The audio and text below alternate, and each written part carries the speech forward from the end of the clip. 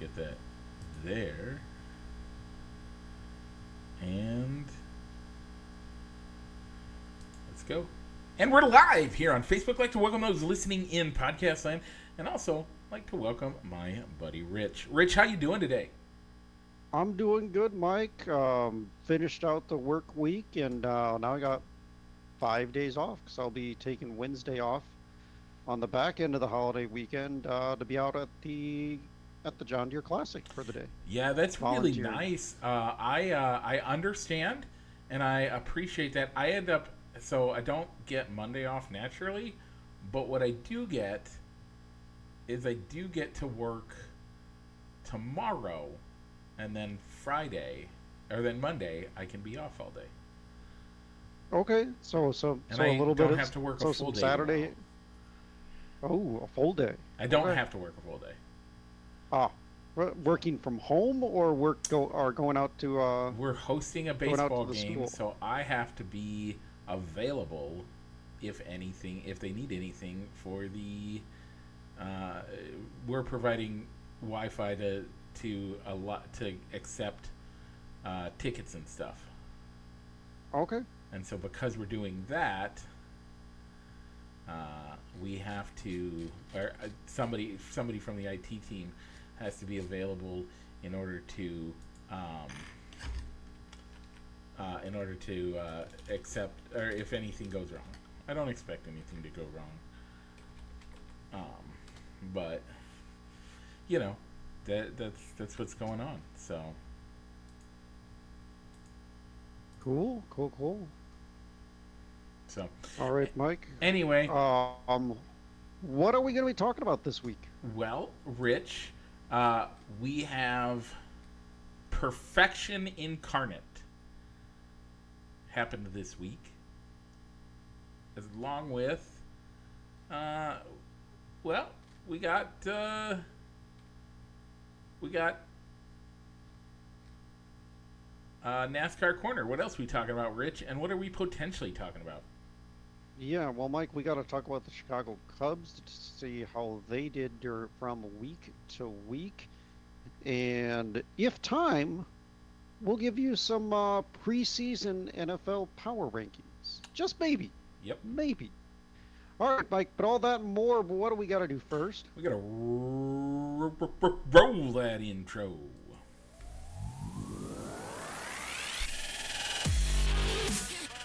Broadcasting live from somewhere in Iowa.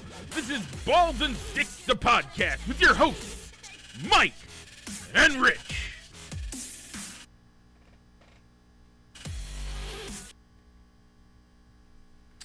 And we're back. Okay, Rich. So, before we get into that, how about we talk about that poll question? Yeah, so Mike, while you're bringing up the results, this week's poll question was Blitzkrieg Bop against We Will Rock You. Wow. Um, well, we don't need to call in any special guests this week, Okay. as it ended up being a 7-1 vote. Who did you vote All for, right. Rich? If I remember correctly, I think I went with We Will Rock You. Yeah, so did I, and Okay. so did five other people. That would be Jeffrey Stroop, Sue Hart, AJ Hendricks, Danielle Hart, and Ashley Couture. Blitzkrieg Bop, one vote. Got a guess? Solomon Stroop? No, you are related to him. Oh, was it my brother Josh? It was your brother Josh! Josh Hendricks, you were the lone vote for Blitzkrieg Bop. Hey ho, let's go. Um, so, apparently, We Will Rock You is moving on, and we will Hmm. see it next time we get to that. But first, Rich, what's this week's poll question?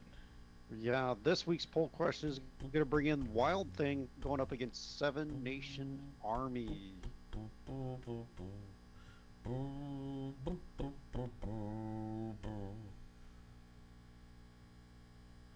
Anyway, that's a good one.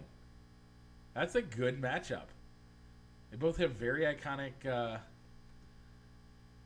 very iconic lineups and stuff.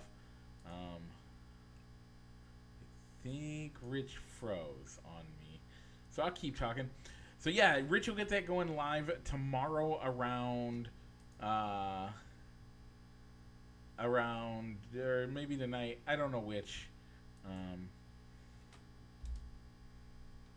so we will get that live. So this week we also have to talk about this week in the Cubs. Rich, tell the people how the Cubs did this week. Well, Mike, from show to show, they went 2-4. That included a split with the Cardinals out in London. They got swept by the Phillies when they came back to Chicago, and they got a win against the Guardians today in the return of Terry Francona to the manager's seat for the Guardians, who had to take some time off due to health concerns. Yeah. So, with that and 2 wins, Rich, you picked 4, I picked 3, and so did our special guest, my father. So that would mean none of us got it right this week. Rich, you were right that there is a 4, just wrong on which side of the tally mark it would be. Yeah, with that 2-4 week from show to show, the Cubs are sitting at 38-42, which is 5 games back in the division. The Cincinnati Reds currently hold the Central Division lead by a half a game over the Milwaukee Brewers. Yeah, it's crazy. Last week we were looking at them and we were like, oh, this team's going places, and this week, they were lucky to get those 2 wins even. One of them was a decisive win, but still, this week was rough. Yeah, luckily they had Justin, the Man of Steel, on the mound for for those games. Those are the only 2 games they won. Yeah. So, this week, Rich, they have 2 more against the Guardians, 4 in Milwaukee, and then they go to New York for 1. Rich, it's going to be a tough week. How many wins do they get? I'm going to give them 2 wins. Okay. Do you have a breakdown policy on what you think that's going to look like? Oh, okay. I'll try it. I don't see in these 6 games, I don't see Justin Steele getting 2 starts out of this, and it seems and the mystery 5th starter are kind of hit or miss. Okay. So I'm going to go with 2. Okay. I'm going to go with 3, mostly because right. a 4-game series against the Brewers, it's the Brewers. You never know what's going to happen. There's a good possibility there's going to be more Cubs fans going to the game than Brewers fans. They should be able to sneak one more by the Guardians. So overall, if they get 2 against Milwaukee and 1 against the Guardians, don't think they can pull it off against the Yankees. That gives them 3. Rich, all right. With that, we have more news out of the MLB. Let's continue to talk Cubs news. Mm-hmm. As you have some information about the Marquee Sportsnet. Yeah, supposedly they announced that Marquee is working on developing a direct-to-customer streaming service that will give in-market customers and only in-market customers access to streaming rights for Cubs games and the Marquee Network content itself.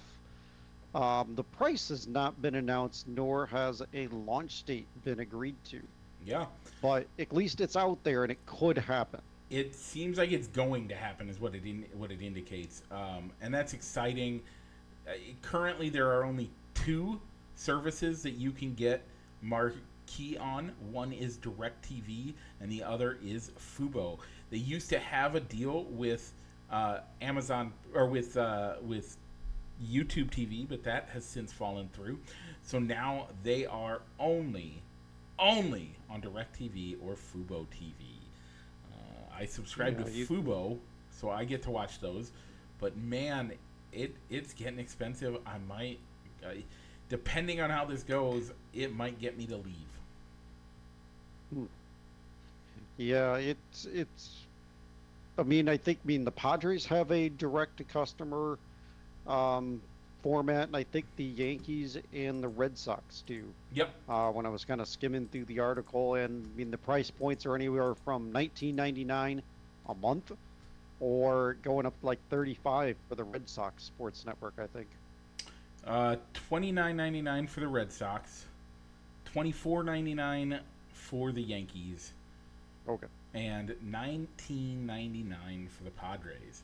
If All right. they're closer now, if they're closer to the Padres, I'd look at that. If they're closer to the Yankees or Red Sox, then it's just stay on Fubo. Yeah, because I mean, when I was thinking about, it, I mean, I don't need, I don't know what you pay for Furbo, nor nor do I need to know. But I was thinking about it, like if it's that $20 or $25 rate, it wouldn't make sense to drop to drop Furbo, because I would imagine why would you pay, in theory, why would you pay almost the same amount or very close to the same amount for one channel when you could keep the service and then get access to the other channels that you Yeah, have within the package? it's about a third. Let's just so you know, it's about a third. Uh, at $30 a month, it's yeah. So at $30 a month, yeah, it makes sense to stay on it. Except I still don't have all the shows that I want. So either way, we'll make that decision when we get to it. Not real worried about it at this point in time. So okay, Rich. The real question is, are they going? So if it were me, if I were these guys, if you do the $19 a month, you say that your annual subscription is the equivalent of just the baseball season plus $2. Because how many people are gonna sign up in April, go April, May, June, July, August, September, maybe into October, but probably not, and then not have it Well, no, from October. Yeah, October, because November, October December. baseball would be covered by the networks that do the playoff games. So Yeah, Marquee probably wouldn't have much of a right. it wouldn't have a use. I would probably add in there March as well, because then you get all the spring training games that the Marquee network covers as well. So yeah, I could see that to where what sort of price point would they need to have to prevent people from only signing up and being a subscriber during the baseball season? Yeah. So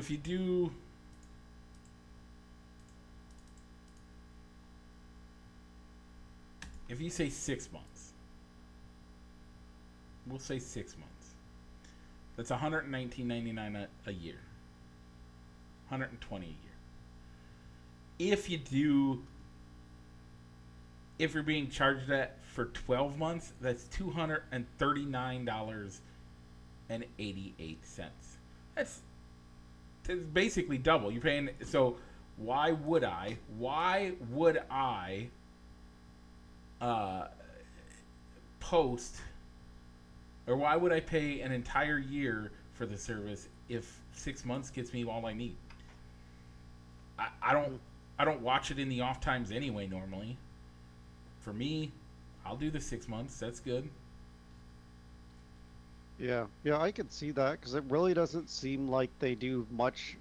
They really don't have that much content. It's basically, They have it a almost seems like it almost seems like it's I think they get like the Chicago Sky yep, on there as well. The rugby team yep, in Chicago is aired on Marquee, and then you get the live Cubs game, and then they do like the replay of the Cubs game on later on in the on the programming schedule, And you as also well as get maybe some minor league you games. get minor league games, which is fun. It's fun to be able to watch the Iowa Cubs and stuff like that. That's great to watch. I enjoy that. It's baseball. I appreciate that.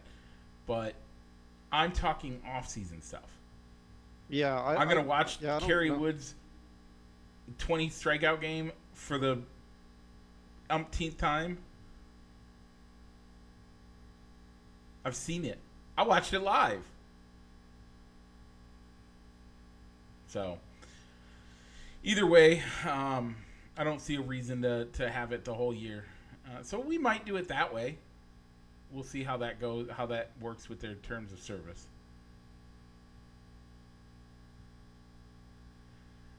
So also in Major League Baseball news, Rich, I think you're frozen. I'm not sure. Um, Domingo Hermanez pitched the 24th perfect game in major leagues. So with that, and this is I'm hoping I get Rich back real quick. Oh, sorry, gotta mute that. Um, with that 24th overall perfect game, I have a bold prediction, Rich. First, yes, they did it against a 4A team. That's fine. There's still a lot of luck and a lot of skill that goes into a perfect game. Even when you're I bet if the Iowa Cubs and the Chicago Cubs played each other, you're still not going to get a perfect game. Heck, I bet if the River Bandits played the Cubs, it'd be hard to have a perfect game. That means you don't walk anybody, Rich. Perfect games aren't. It's 80% skill, 20% luck. Now, people don't throw anything at me. Your 20% luck is you got to make sure your guys behind you are doing their job in order to make sure you do that. The no hitter, that's 99% skill. A perfect game, there's some luck to it. So, Rich, did you. I mean, it was a late night game because it was in Oakland. Nobody really saw it. Not even the fans there because they actually had a big crowd there, Rich. Huge crowd. Oh, I gotta unmute you. Sorry, I had you muted the whole Did they time. make it over 10,000? 15,000 people got to be in the stands. Ooh. That's huge for them. So it makes me wonder how many were Yankees fans. Oh, probably like 85% of them. So yeah, here's the thing. This could be the last perfect game we ever see. All right, and why do you think that? The Tampa Bay Rays. All right. Rich, who's the first person to throw the ball for the Tampa Bay Rays? Sometimes it's a reliever, an opener. A lot of times, it's an opener. And they are moving more and more to that opener position. And other teams are starting to adopt that. If you have a guy whose only job it is to make it out 2 innings, what's the likelihood you think that guy's gonna do anything more than that? Well, I think if you're using an opener and he goes 9 up, 9 down, no hits, no walks, you're patting him on the back and bringing in the next guy. Yep. That's all he's there. And does a perfect. So I will give you a no hitter, a combined no hitter. I'll let that stand. Sure, why not? I will never let a combine. I will never count a combined perfect game as a perfect game. Never. Mm. And that's what we're gonna see, and that's not right. Yeah, I mean, in addition, to the opener, how many teams are so analytically inclined, like the Rays, like the Dodgers, to where, well, we're not. I don't care what the status of the game is. We're not going to let you face the batting order a third time. Because Or stats show that once the hitter sees a pitcher for the third time, he has a higher likelihood of having him figured out and can go up with a better game plan of how to get a hit. Rich, even worse, and this for me is even worse, if they, how many times do we see a guy get pulled after 89 and a half pitches? Yeah. Pitch count is becoming an even bigger thing right now. His velocity goes down by 0.1% after 90 pitches. We can't let him out there anymore. Come on. This is what's the pitch clock seems to be a success in baseball. Sure. I can concede it a bit. The bigger bases, negligible when it comes to anything on that, right? Mm-hmm. Negligible. But you want to know what's killing baseball? It's analytics. You know what's more exciting? I love that they've killed the shift. I don't like that they have forced them to do that. I would have preferred if the coaches and players and managers and all that would insist that their guys can lay down a bunt or hit for the opposite field. Hit the opposite way. That would have stopped the shift. You do that naturally. You're gonna stop the shift. But no, we make a rule against it. It's dumb. So then, fine, let's let that go. That's helped the game a little bit. I don't like it. I think it's dumb, but it's helped the game speed. The pitch clock has been all right. But you want to know what's killing baseball? Relievers. Analytics. Yep. Not letting guys take a no-hitter past the 5th or 6th inning. These things are what's killing baseball. And if you think I'm just the old man saying, get off my lawn, Rich, what's the most exciting game you've ever been to? The Zambrano no-hitter. We talk about it all the time here. We were there. I don't care.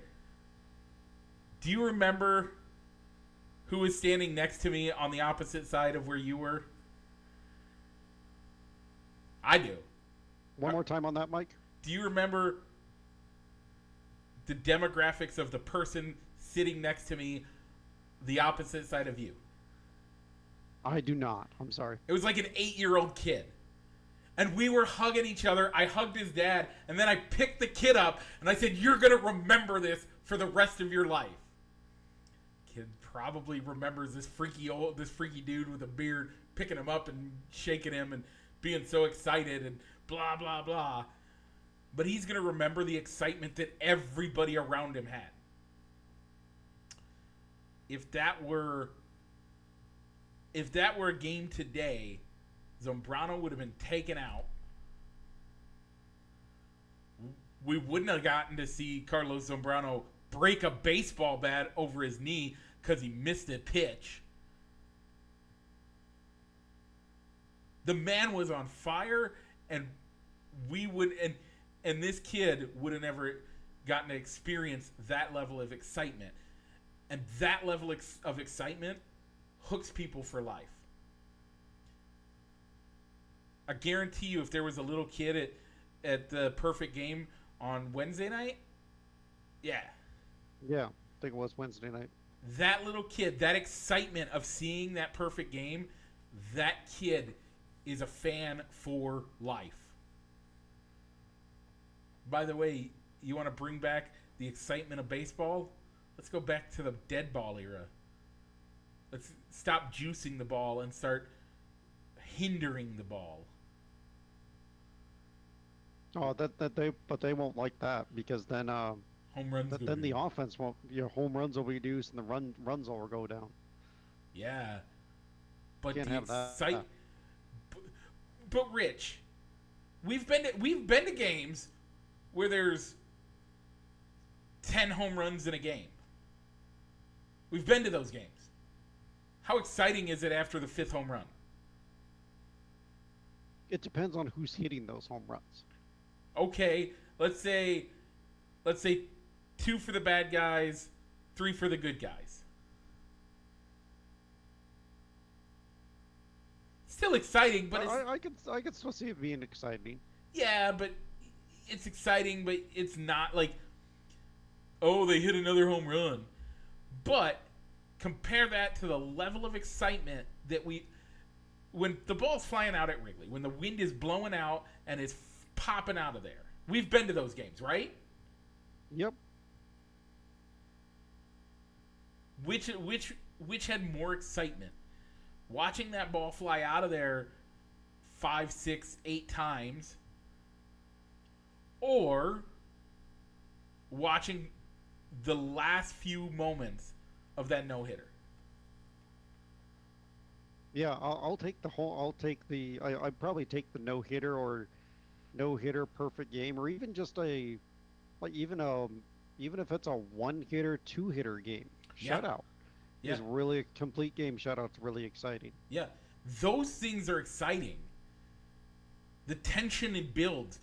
By the way, I understand uh, what MLB is doing and why they're doing it this way because it's not as exciting on TV. It doesn't play well on TV, especially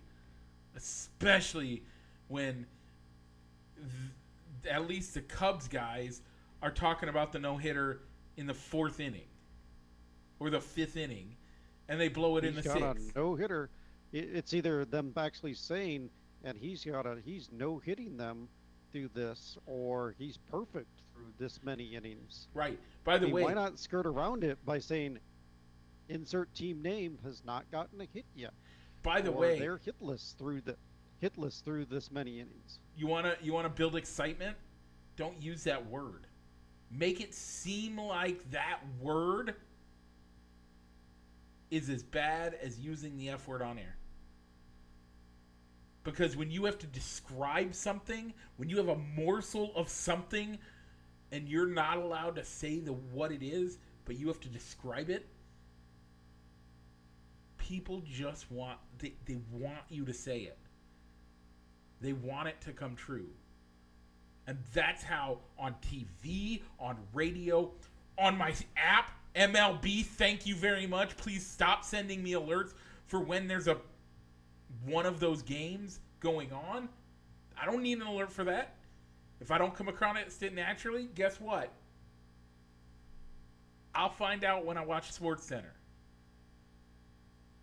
I'll be excited for them. That's nice. It's cool.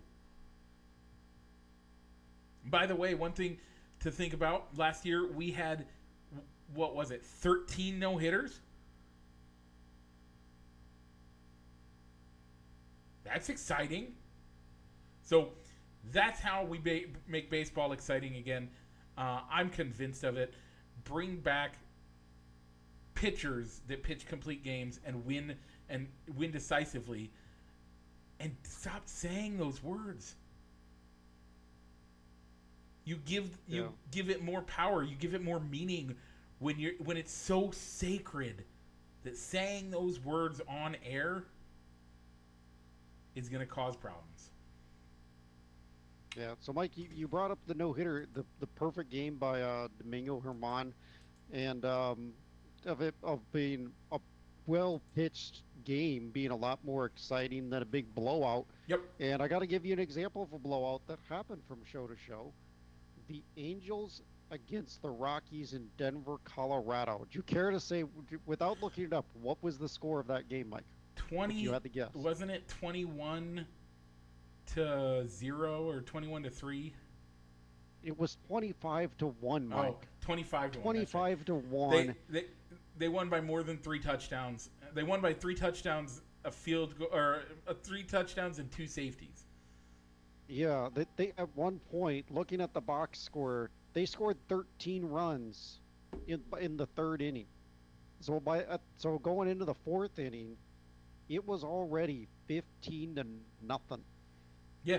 if you're the home crowd, at what point do you just say, well, let's beat the traffic, or we're not winning this one, and you go home and you hit the road early.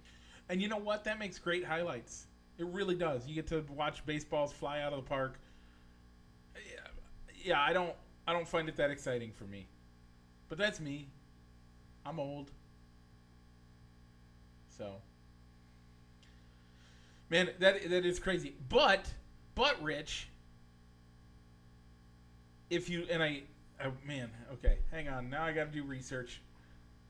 Yeah. I mean, in a blowout game like that, even if you're the home crowd or the road team in that situation, and your team is up, if this game was like it was in Anaheim instead of Denver, and the home team's up 13, 14, 15 nothing, how how much of the crowd sticks around for the entire game? Because at that point, this game's over. Let's beat the traffic, or you know what, well, I'll finish watching the game at my local bar where the beer's cheaper than in the ballpark. Yeah, that's a huge question. Um,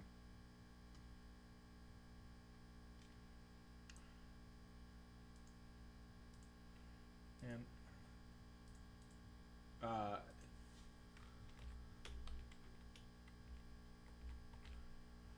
I mean, honestly, if it was the if it was the um, if it was the Cubs losing like that, I'd stay. But I'm a I'm a Yeah. nut. Okay. Well, when we were both in the Quad Cities, you were driving 3 hours up to the game. I don't care whether the Cubs are losing bad or they're winning big. I'm staying until that game is over. I'm getting my money's worth. I want my money's worth. If I drove 3 hours and paid for parking or paid for train tickets to get into the city. But if I lived local, yeah, I don't know if I'd stay for the entire game if I lived local. So, despite having a 20, a run differential, oh, yeah, a run differential of 20 in favor of the Angels, they still lost the series. Hmm. How about that? You have a run That's differential. baseball. You have a run differential in a series of 20, and you still can't win the series. That's crazy. Anyway, um, okay, Rich. Finally, with the MLB, we have our starters announced. Yeah. So Mike, why don't I'll give the American League. Why don't you take the National League? Sure. So your American League starters are going to be Jonah Heim behind the dish. He beat out Adley Ruckman, who we both said should get the start. Yandy Diaz of the Rays will be starting his first All-Star game at first base. I believe you went with I went with Diaz, and I think you said Vlad Guerrero should get the start. Still think so. Marcus Simeon is going to be starting from the Rangers at second base, who we both said should get the start.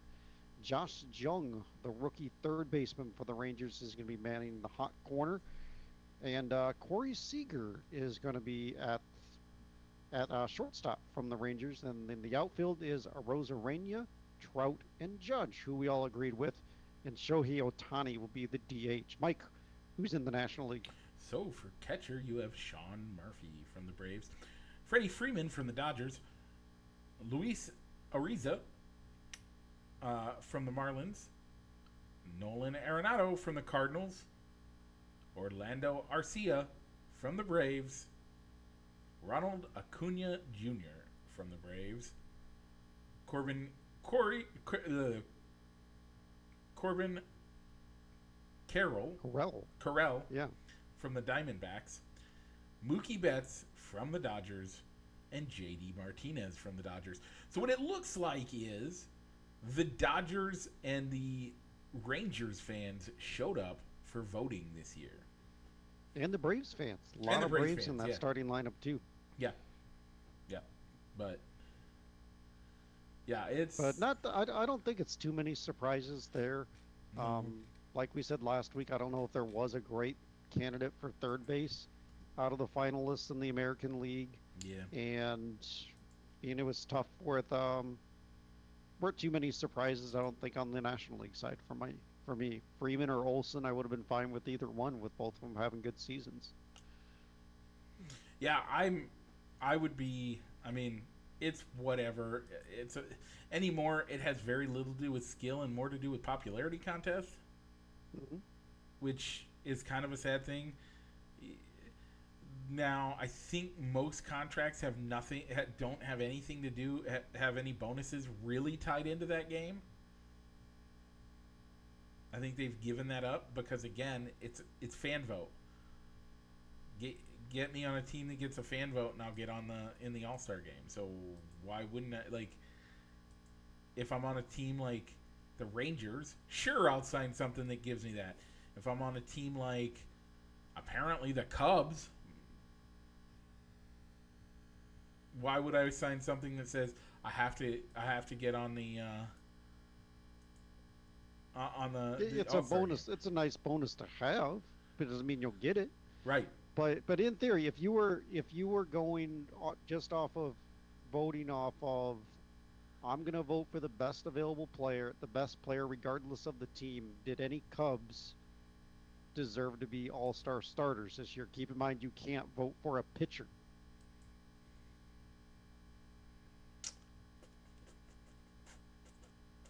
I didn't think there was one earlier in the season. I think I might have been voting. I think I was putting Dansby Swanson there, but that's Yeah. also because I didn't really have a good shortstop to vote for in the National League at the time. Yeah, I can't come up with a single person that I would truly have voted for uh, to make it. So yeah, I can agree with that. Yeah, so probably on next week's show, we might have the reserve roster, so we'll know which Cub or Cubs could be going to Seattle. And the All Star game is July 11th, so we'll have to get a pick for that as well um, in a couple of weeks. Yeah. Mike, anything else in the world of baseball you want to talk about before we go on to the NASCAR corner? Nope. I think I'm good on that. All right, Mike, then did you see what's coming up next? Rich, is it a left turn? It is a left turn, but after that, what could it be? We might have a right turn. We might have a right turn, Mike, because we're headed into the NASCAR corner, presented by Triple I Sports Cards Incorporated, Moline, Illinois on Fifth Avenue, or you can also find them on eBay, Triple I Sports Cards Incorporated. Mike, how'd we do? What were the results in Nashville? In Nashville, Rich Ross Chastain finished first, and you picked him. Denny Hamlin finished third, and Kyle Busch finished ninth. Rich, that raises your lead to 14 to 4. Yeah, you pretty much have the regular season on lockdown, so that's nice. So Thank you. So I think I've got feeling back in my hand now. yeah, Um, Amy was squeezing it really tight there. The longer and longer as we got closer and closer to the race finish. And Mike, why don't you tell what happened, how you found out about the Ross Chastain win? I was watching it. Well, yeah, but you said Oh, you had taken a yeah, NASCAR nap. yeah, yeah, yeah, Denny yeah. Hamlin was winning the race. You Yep. wake up, and Ross Chastain's taking the lead. Ross Chastain. And Yeah, and it was like 10 to go. So I was like, oh, okay. Well, that sucks. So, yeah, I was a little bummed for that, but it happened. I mean, that's kind of what happened. So, But yeah, overall for the three of us, between you, me, and your dad, we picked good drivers that week. we All did. got top tens. We really did. Um, Got the right ones. On the fantasy side, Mike, bringing up those results real quick. All right, Mike, you won the week with a score of 231. I Yeah. was in second with 206. Dupo got 175 in third. The Bunkhouse came in with 129. Jordan the Supus got 86. Jeffrey the Stroop got 42. Jenna Beans played the goose egg with 0 points. Sad face. Gotta do better than Sad that. face. All right, overall, I have the lead with 3096. Dupo's in second with 3027. Mike, you're up to third, 2755. The Funkhouse is at 2693 in fourth. Jordan the Supus is fifth at 2095. Jenna Beans is in sixth with 1825. And Jeffrey the Stroop is in last place with 1438. Wow. So don't forget to set your lineups for this week's race, um, which is going to be the Grant Park 220 or the Chicago Street Race. Mike, what are your thoughts on the Chicago Street Race so far? I think it looks like it's gonna be fun. Um, I'm nervous. I'm nervous more about how the city's going to react to it than like the normal citizens are going to react more than I am how NASCAR is going to react. Uh, Okay, what are your concerns with the citizens of Chicago? you're basically just taking half of the downtown area and locking it up, and you're making headaches and all this stuff. And Chicago's already a place that's not a big fan of that type of a sport. There's a reason why they left the Chicagoland Motor Speedway. So, with that, I think it's going to be great. Yeah, it'll be interesting to see how it goes. I think it's either going to be a great success and they'll re-up and try to do other races within the city streets beyond the 2 year commitment, or it could fail and they find a way to get out of the 2 year agreement and not stage a race like that in 24. But the other thing you could consider is that if it's a success, they can take this format and go to other cities that aren't currently on the NASCAR schedule Yep. and stage a street race there.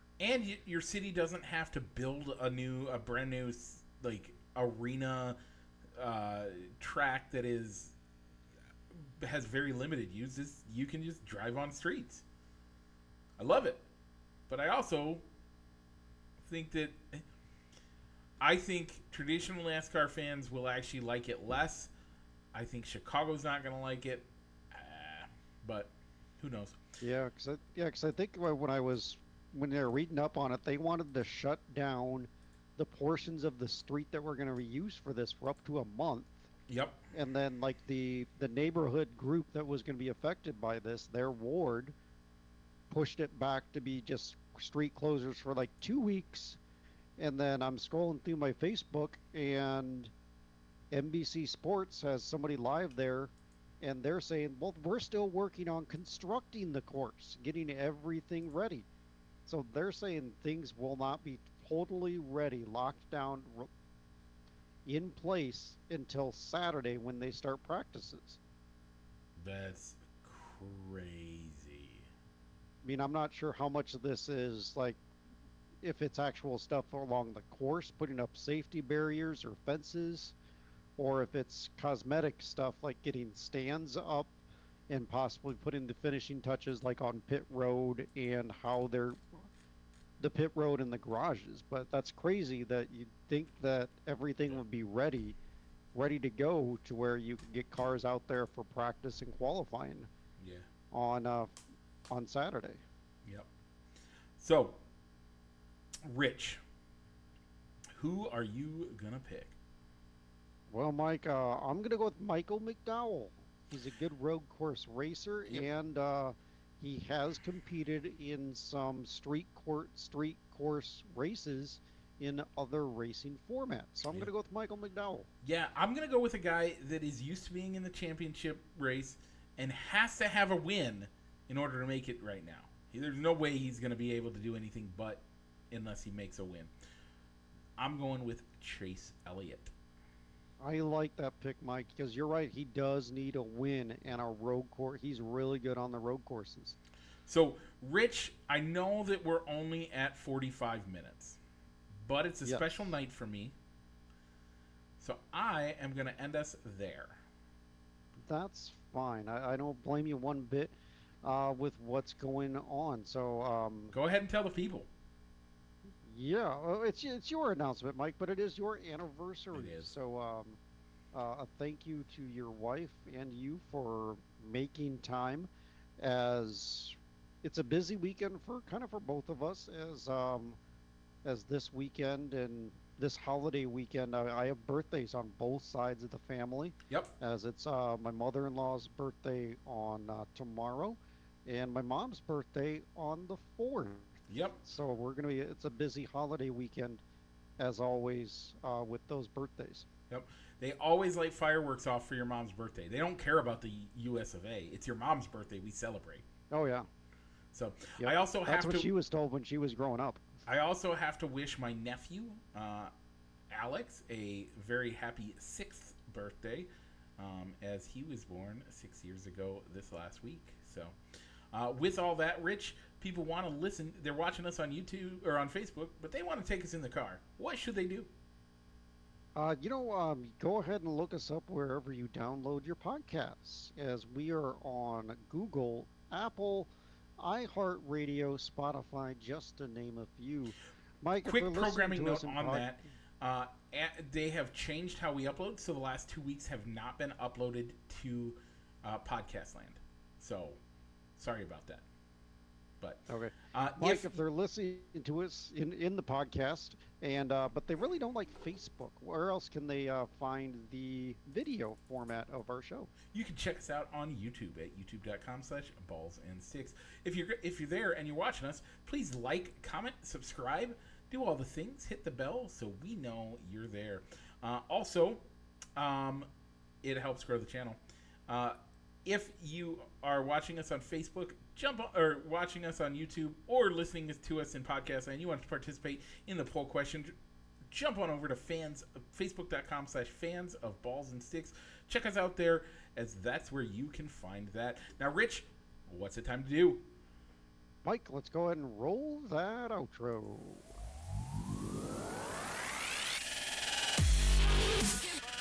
Broadcasting live from somewhere in Iowa, this is Balls and Sticks, the podcast, with your hosts, Mike and Rich.